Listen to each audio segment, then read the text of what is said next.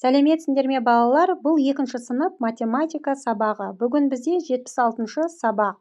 Бөлу амалының компоненттері арасындағы өзара байланыс. Бүгінгі сабақта сен бөлу амалының компоненттері арасындағы өзара байланысты білесің. Нөмірі 1 есеп А нұсқасы сурет бойынша бөлінді құр және оның мәнін тап. Осы теңдіктегі сандар нені білдіреді?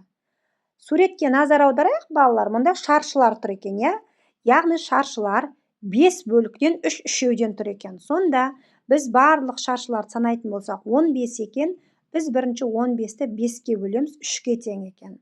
Енді келесі 15-ті 3-ке бөлеміз, яғни 3-3-тен тұр ғой. 15-ті 3-ке бөлетін болсақ 5-ке тең. Енді А нұсқасы бойынша бөліндінің мәнін азайтумен есептеп шығар.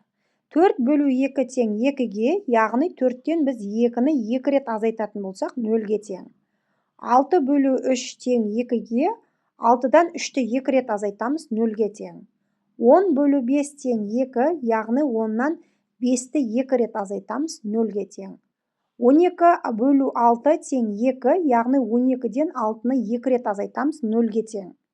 14 бөлу 7 тең 2-ге, яғни 14-тен 7-ні 2 рет азайтамыз 0-ге тең. 16 бөлу 4 тең 4, 16-дан 4-ті 4 рет азайтамыз 0-ге тең. 24 бөлу 6 тең 4, яғни 24-тен 6-ны 4 рет азайтамыз деген сөз. Сонда 0 екен. Келесі 36 бөлу 9 тең 4, яғни 36-дан 9-ды 4 рет азайтады екенбіз.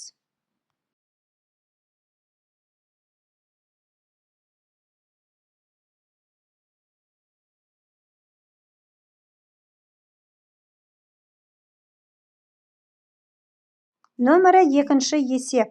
Әр суретке сәйкес бөлінді құр және жаз. Бірінші суретте балалар 12 екен, мұнда санайтын болсақ 12 екен. Бірақ ол 3 топ. 3 топтан тұр. Сонда 12-ні 3-ке бөлетін болсақ 4-ке тең. Яғни 4 төртеуден екен, Келесі бізде 8 қуыршақ тұр екен. 8, яғни 4 топ екен. 8-ді біз 4-ке бөлетін болсақ 2, сонда 2 екеуден шығады екен. Келесі 15, отырғанында балалар отыр екен, балалардың барлығы 15 екен, бірақ 3 топ. 15-ті 3-ке бөлеміз, 5, сонда 5 баладан болады екен әр топта. Келесі қонжықтар 12, яғни 12-ден біз 4 топ тұр екен, 4-ке бөлеміз, сонда 3. Сонда әр топта 3-3-тен болады екен.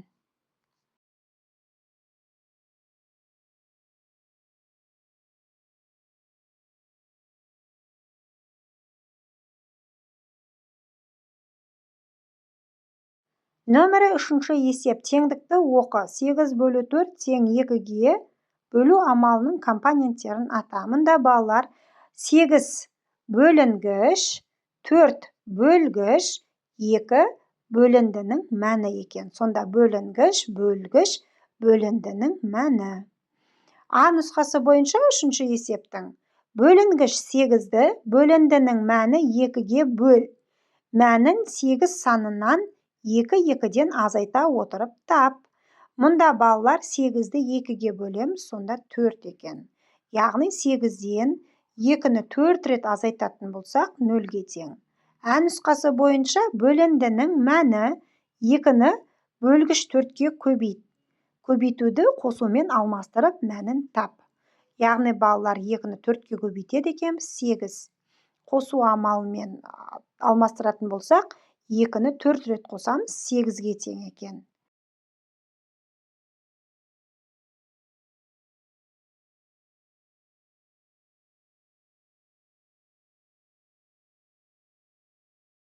Егер бөлгішті бөліндінің мәніне көбейтсе, онда бөлінгіш шығады.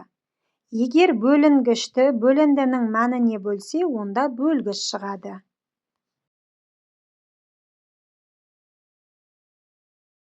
Нөмірі 4 есеп. Есепті оқы. Сызбасын салып, оны шығар. Мұғалім 18 баланы бірнеше топқа бөлді. Сонда әр топта 6 баладан болды. Мұғалім балаларды неше топқа бөлді?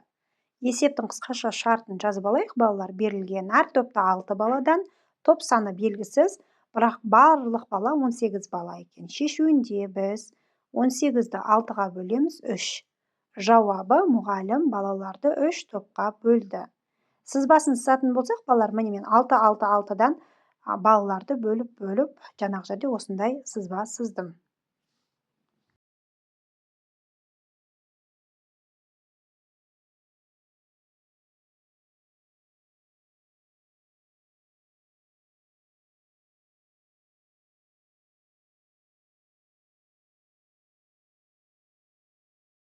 Нөмірі 5-ші есеп. Берілген өрнектерден тура теңдіктер құр. 4 көбейту 2, яғни тең 24 азайту 16.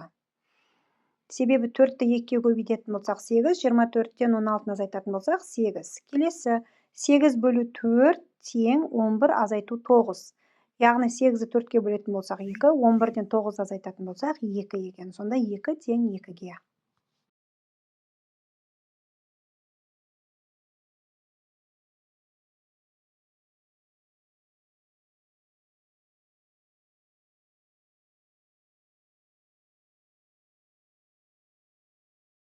Нөмірі 6-шы есеп. Есепті шығар. Қазақша күреске бір ауылдан 15 бала, екінші ауылдан 18 бала қатысты.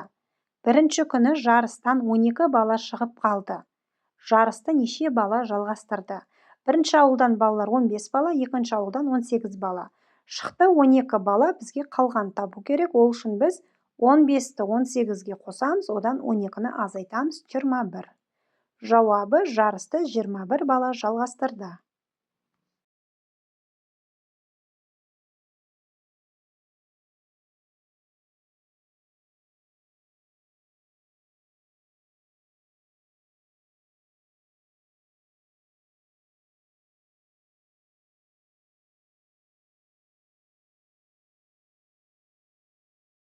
Нөмірі 7-ші есеп. Бос орнына тиісті санды қой. А нұсқасы бойынша 24 азайту 6, азайту 6, азайту 6, азайту 6 тең 0.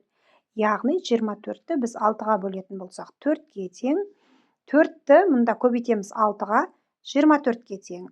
24-ті 4-ге бөлетін болсақ 6-ға тең екен. Келесі А нұсқасы бойынша 35 азайту, яғни 7. 7-ні біз 5 рет азайтамыз. 7 азайту 7 азайту 7 азайту 7 азайту 7 тең 0-ге. Сонда 35-ті 7-ге бөлетін болсақ 5-ге тең, 5-ті 7-ге көбейтетін болсақ 35-ге тең. 35-тен 5-ті бөлетін болсақ 7-ге тең екен.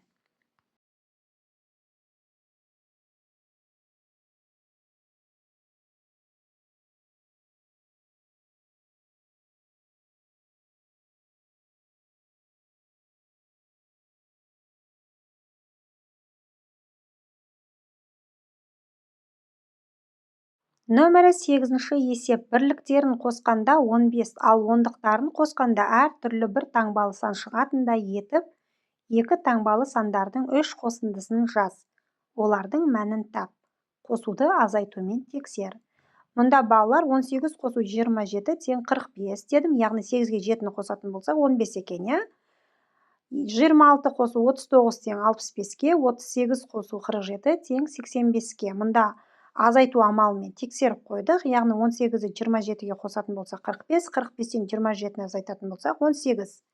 26-ны 39-ға қосатын болсақ 65, 65-тен 39-ды азайтатын болсақ 26. 38 қосу 47 тең 85-ке, 85-тен 47-ні азайтатын болсақ 38-ге тең екен.